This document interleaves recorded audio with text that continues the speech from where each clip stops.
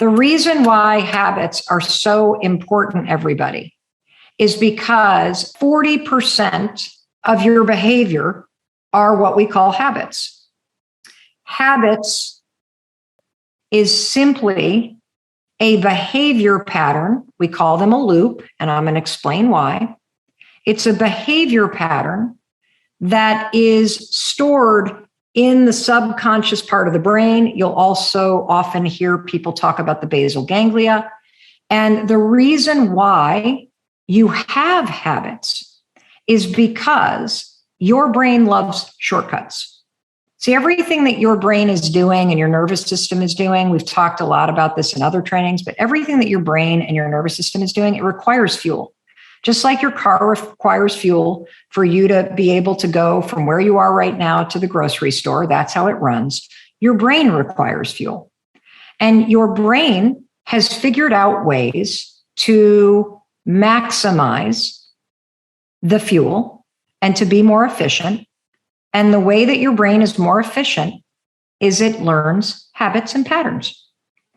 And when you have a habit or a pattern that you have memorized because you've repeated it so many times, it takes less fuel for your brain to reflexively do that pattern than doing something new. I want you to think about like a place that you often bike or drive to. Maybe it's a grocery store, maybe it's work, maybe it's school, maybe it's a friend's house. Tomorrow, I want you to consciously drive an entirely new and different and longer way. And you will notice something. You will notice that your brain fights you. You will notice that your brain is annoyed. And you will notice that it takes more effort for you to think about where you're headed. Because the way that you commute to work or school or the grocery store, you have repeated that so many times. It is now a pattern or a habit loop stored in your brain. That's why often you get to places you always drive and you're like, oh my God, who drove the car? Because you don't remember driving the car because your brain was in the background making decisions that have already been automated.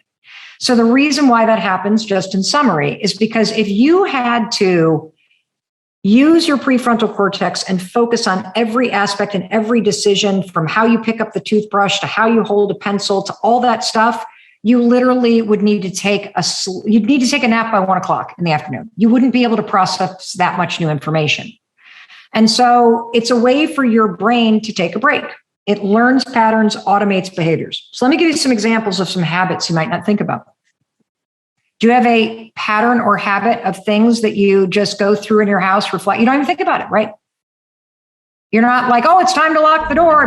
Where is the door? I can't remember how to do that. I better force it. No, you just get up, you walk to it, click the lock, and it's just a pattern that you do that is triggered by the end of the night. Here's the second thing I want you to know about patterns. Patterns repeat. If you don't interrupt a pattern and replace it with something else, the pattern will repeat forever.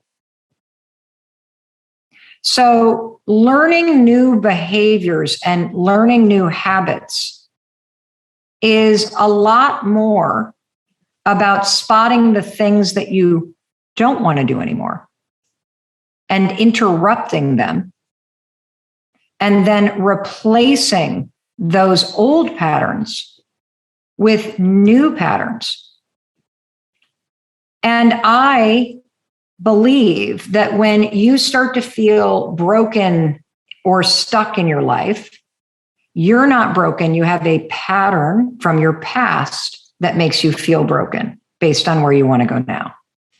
And I also believe that when you feel stuck in life, you're not actually stuck. You're just stuck repeating these old patterns. And until you catch them and you interrupt them, which is where the 5-second rule comes in, there's nothing more powerful to help you interrupt an old pattern than counting backwards, 5, 4, 3, 2, 1 to interrupt the loop.